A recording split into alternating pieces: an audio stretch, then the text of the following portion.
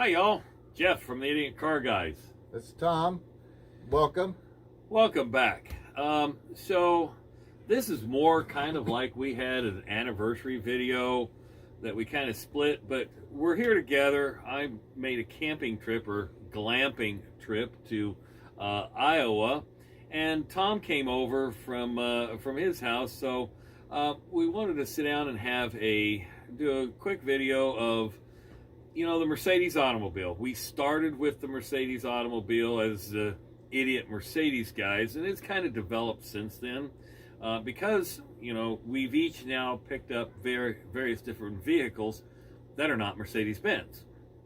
But we want to go back to the roots and the Mercedes automobile and talk a little bit about the quality. So let's go back in time a little bit, Tom. And on our first video, I said I had owned 11 Mercedes-Benz, Yep. and you had... I'm up to 15 now. You're up to 15, but at the time, you were at 9. Yeah, I was at 9. And now I've lost count because I've gotten the Project one, which was a 300E. Yep. I picked up another 560, the blue one, which had the tune-up issues and the firing order wrong.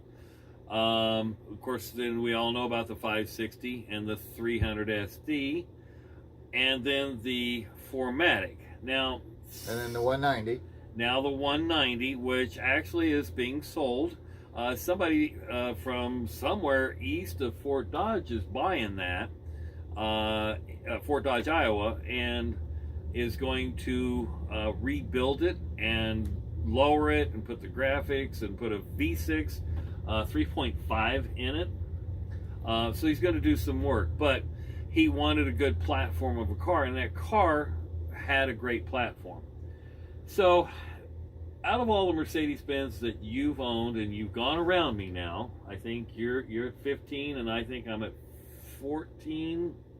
Yeah, about there. I believe, yeah. Tell me what you think, Tom, was the best cars that you've owned so far. Oh, the best cars I've owned so far. I'm going to say the one I started out with, the CLK 320 convertible. Even though that was, when I bought it, it was a hoopty. It was a hoopty. So what did you like about that car the most? I liked the way it drove. Okay. And that didn't change, after I did everything I needed to fix to it, because I had to fix the convertible top. I had to replace the control board that controlled the top. Then I went ahead and I did a full restore on the rust and repaint. Yeah, I remember that. But you didn't do any engine work. Didn't have to do a lick of engine work to it or transmission work to it. It ran and drove fine, and I think that one was almost 200,000 miles on it when I bought it. And that had and it was the 3.2. Yeah, 3.2 V6. Which was the same platform as the R350 that y'all remember me talking about, that my wife actually liked driving. Same basic platform of engine.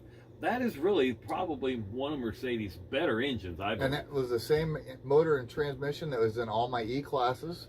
That's and right. I loved the E-Class. I really do. And the only thing I don't like about the E-Class is, well, they had a little bit of the transmission programming error. Every single one, I had to, reset the transmission every so often. It wasn't a big issue. It was just a simple reset, and, it relearned. But that was the only problem I ever had with the E's. Fair enough. But aside from maintenance, and maintenance costs on the E-Class was significantly less than a couple of the S-Classes that you've had.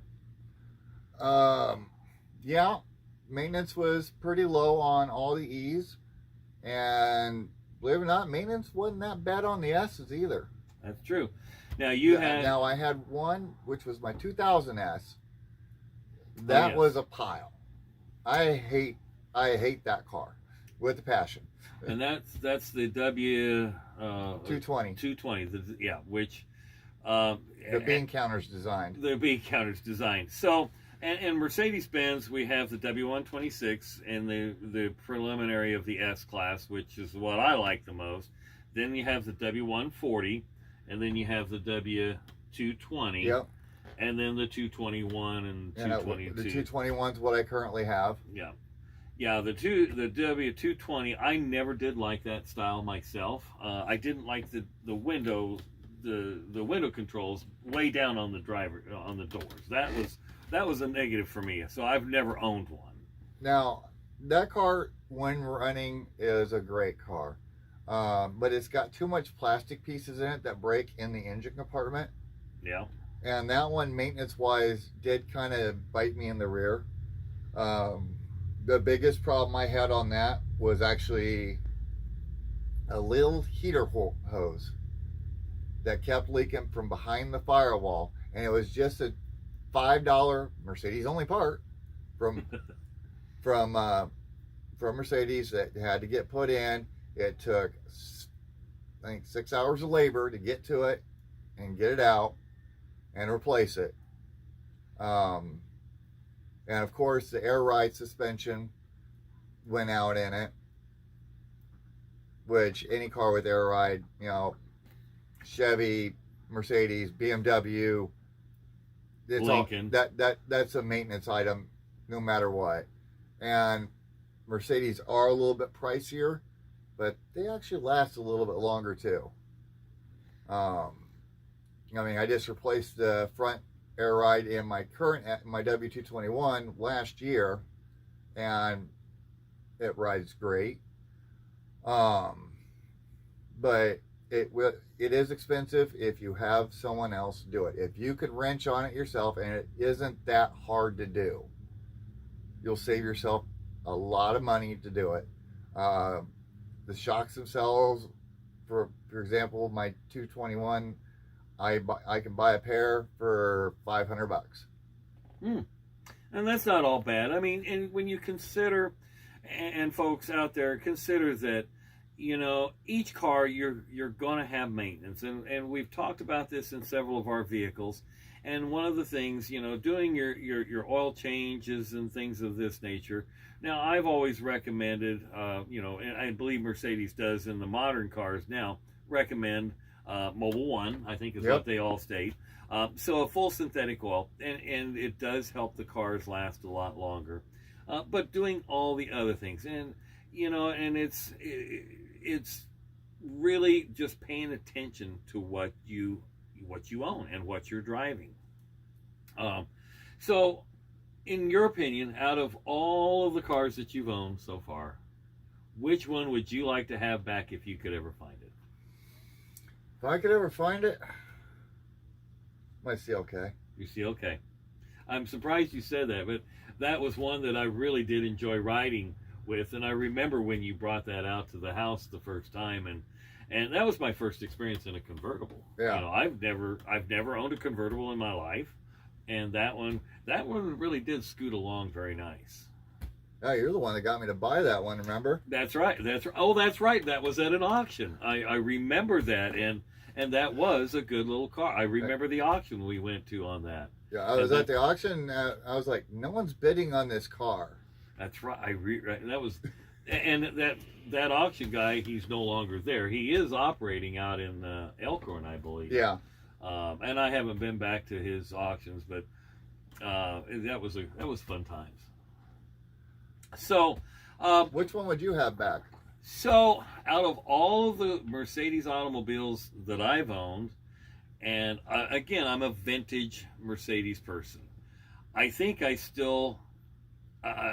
like the, you know, out of all of them, I own the one I want. It's the 560 SEL, Okay. the tan one that I bought from the widow of, and he actually did own a European repair shop in Lincoln. I really do like that car.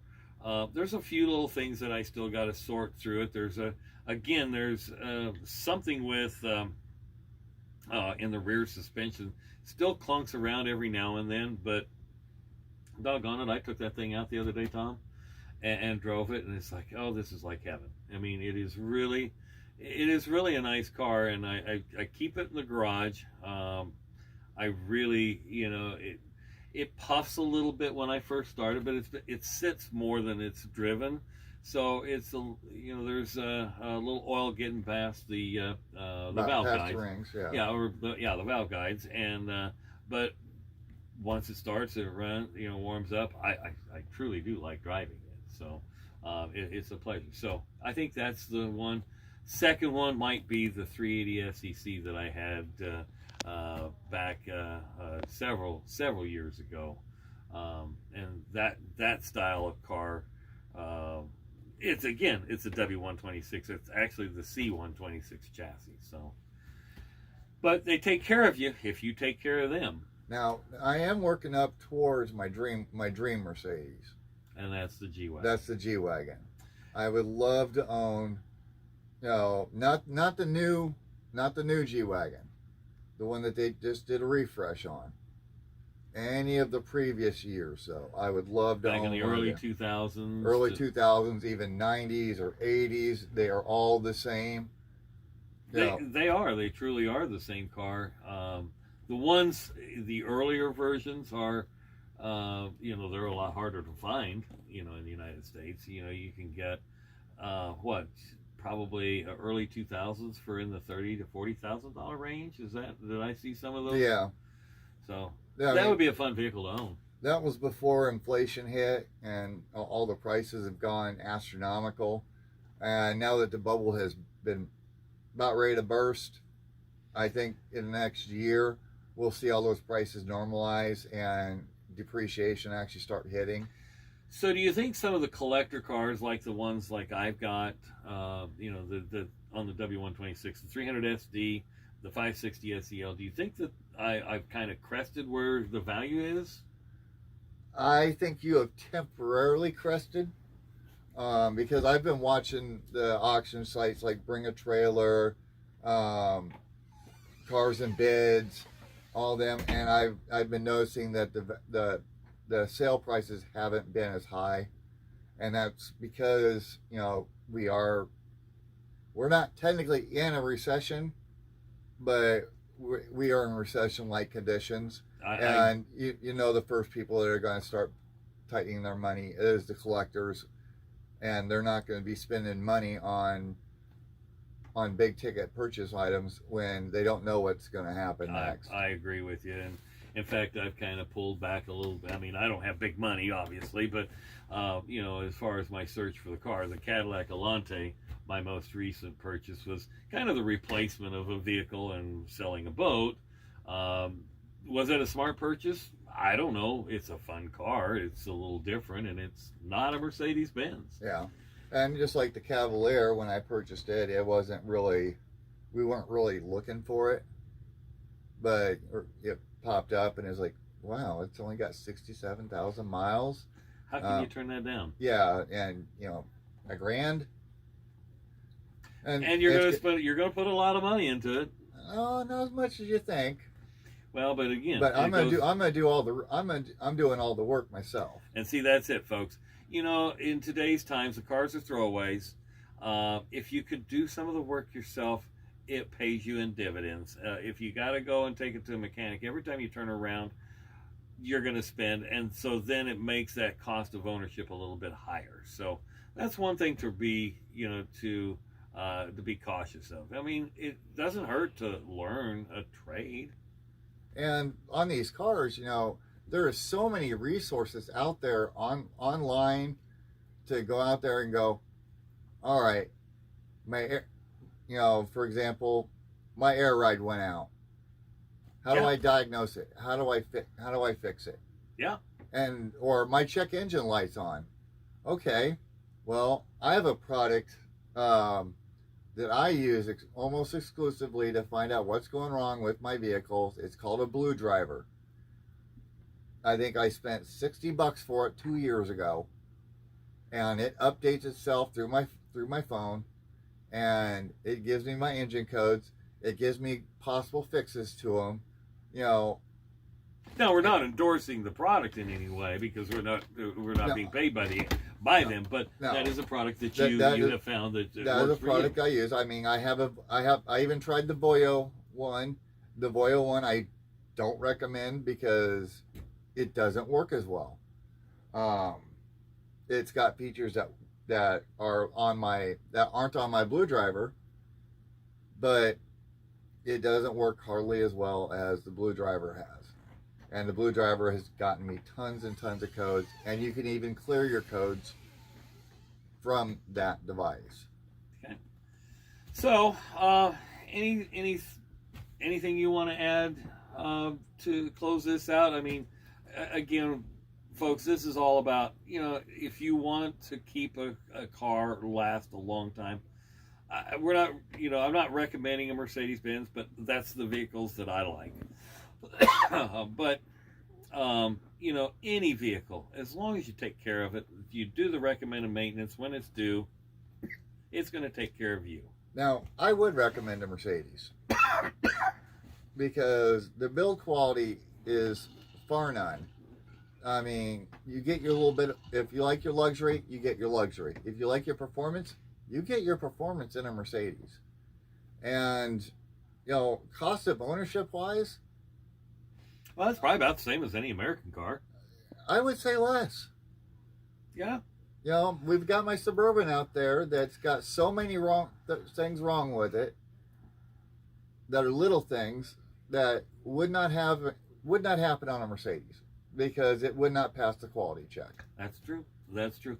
And I've always liked the Mercedes automobile. I really have. I mean, but again, I'm not being paid to endorse Mercedes-Benz, although Mercedes, if you'd like to, I'll endorse it. I'll go back to the 1980s and early 90s and endorse the product because they are, those back in that time period, they are truly made out of metal. I mean, that 5,000 pound 560 SEL, that big 5.6 liter engine is pushing a pretty good amount of car around. And I go for more of the modern ones, and I've got an 07, 550 that has treated me very, very well. Man, in fact, it just suffered its first major breakdown. Wife took it up to Minnesota. It got her there before it decided it wanted to break down.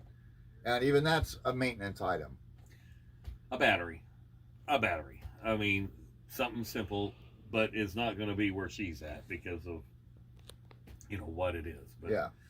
But anyway, it goes back to you got to take care of the cars. Any final closing thoughts? No. Just as you said, take care of your vehicles. Okay. Well, folks, listen. Again, we started this channel as kind of a hobby, and we love the viewership. And please continue to subscribe, like, hit the reminder so that when the next video comes out, you can certainly see it. We would love to have you make comments. If you have any questions, again, neither one of us are mechanics.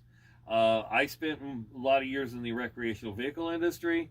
I know a little bit more on the RV side of things, but the Mercedes automobile has always been a fun thing for me. But we would love to have your comments, and if you have any questions, we'll try to get them answered. And I apologize again for my lack of attention to answering some questions, especially on the 300 SD. And also, if you have a question that you don't want to be posted in the comments, shoot us an email at idiotcarguys@gmail.com, and we'll get back to you. All right, thanks for watching. You have a great day.